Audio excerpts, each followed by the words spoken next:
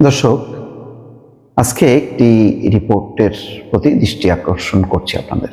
সেটি হচ্ছে ইউরোপীয় ইউনিয়নভুক্ত ৮টি দেশের রাষ্ট্রদূতের সঙ্গে জামাতের বৈঠক।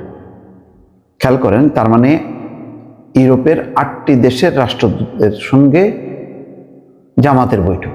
এটা খুবই গুরুত্বপূর্ণ। কেন এই বৈঠক? এর একটি রাজনৈতিক কার্যকারণ আছে।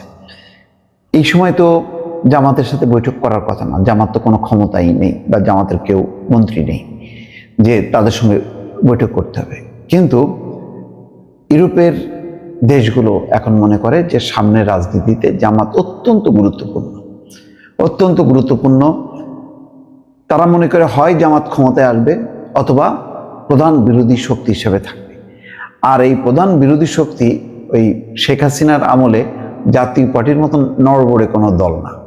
যদি বিরোধী দলেও থাকে, খুব শক্ত অবস্থানে থাকবে, কেননা তাদের শক্তি সম্পর্কে ইউরোপের দেশগুলোর একটি ধারণা আছে। আওয়ামী লীগ যেটা ভুল করেছে যে তাদেরকে নিষিদ্ধ করতে চেয়েছে, তাদের আন্ডারগ্রাউন্ডে পাঠাতে চেয়েছে, স্বাধীনতা বিরোধী মৌলবাদী শক্তি এই সমস্ত কথাবার্তা বলে। কিন্তু পশ্চিমা দেশগুলো সবসময় চেয়েছে ধর্মভিত্তিক রাজনৈতিক দলগুলো যাতে ওপেনলি, মানে গণতান্ত্রিক ব্যবস্থায় তারা যাতে ওপেন রাজনীতি করে, যাতে তারা আন্ডারগ্রাউন্ডে না যায়। আন্ডারগ্রাউন্ডে যদি যায় তাহলে তারা সেই উগ্রবাদিতা কি করছে, কোথাও নাশকতা করছে কিনা বা কি কর্মকাণ্ড করছে, এটা নিয়ে তাদের মধ্যে একটি সন্দেহ সংশয় তৈরি হয়। এই জন্য বরাবর দেখবেন যে আমেরিকা এবং ইউরোপ কিন্তু জামাতকে নিষিদ্ধ করার পক্ষপাতী না। কিন্তু শেখ হাসিনাকে আর কে বোঝাবে?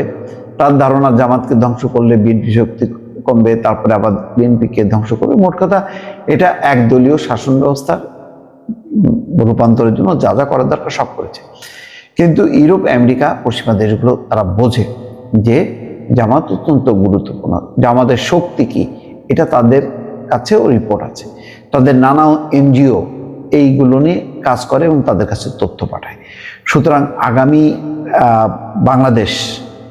বাংলাদেশের রাজনীতি, সরকার এবং তার সাথে ইউরোপ সম্পর্ক রাখার মানে যে ইচ্ছা, সেই ইচ্ছার বহিঃপ্রকাশ হিসেবে তারা এখন থেকেই জামাতকে আস্থায় নিতে চায়, জামাতকে বুঝতে চায় যে জামাতের গতি প্রকৃতি কি, জামাত কি সত্যি সত্যি গণতান্ত্রিক আদর্শে লালিত হয়ে তারা মানে এই রাজনীতিতে থাকবে, সরকারে থাকবে, নাকি তারা ভিন্ন কোনো উদ্দেশ্য আছে। এটা বোঝাপড়ার অংশ হিসাবে আমার ধারণা যে এই বৈঠকটি হয়েছে।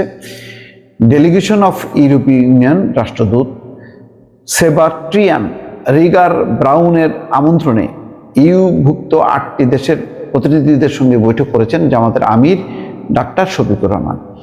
সোমবার বিকেলে রাজধানীর গুলশানে রাষ্ট্রদূতের বাসায় এই বৈঠক অনুষ্ঠিত হয়। এই সময় জামাতের আমিরের সঙ্গে ছিলেন নায়েবে আমির doctor Syed Abdullah Mohammad Taher, secretary general এবং সাবেক এমপি অধ্যাপক মিয়া গোলাম পরওয়ার। ইউরোপীয় ইউনিয়নের 8টি দেশের প্রতিনিধিগণ হলেন জার্মানির রাষ্ট্রদূত আচিম স্ট্রোটাস্টার, ইটালির রাষ্ট্রদূত আন্তোনিও অ্যালেসান্ড্রো, ডেনমার্কের রাষ্ট্রদূত ক্রিস্টিয়ান বিক্স মুলার, স্পেনের রাষ্ট্রদূত গ্যাব্রিয়াল সিস্টিয়াগা, ফ্রান্সের পলিটিক্যাল কাউন্সিলর ক্রিস্টিয়ান বেক, নরওয়ের চার্জ দ্যাফেয়ার, ম্যারিয়ান রেবেক নাইভেন্ডোভেলসরুট, সুইডেনের হেড অফ পলিটিক্যাল ও trade and communication Lovisa Hoffmann এবং নেদারল্যান্ডসের deputy head of mission Thijs উদোস্ট্রা।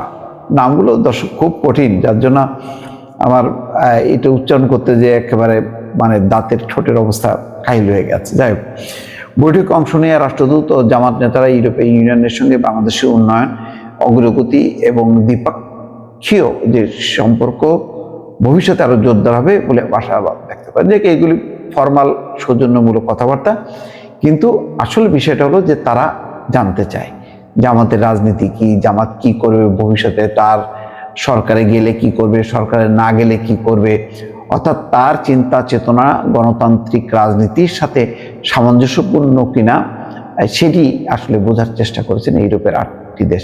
কেননা তারা বাংলাদেশের সাথে কেমন সম্পর্ক রাখবে, বাংলাদেশের আগামী কোন দল রাজনৈতিক ক্ষমতায় আসবে এবং তাদের নীতি কি, কৌশল হবে কি, তার উপর কিন্তু সম্পর্কের ধরন নির্ভর করে। সুতরাং জামাতকে অত্যন্ত গুরুত্ব দিয়েই এই ইউরোপের 8টি দেশের রাষ্ট্রদূতরা জামাতের আমিরের সাথে বৈঠক করেছেন। দর্শক, ভালো থাকবেন। আল্লাহ হাফেজ।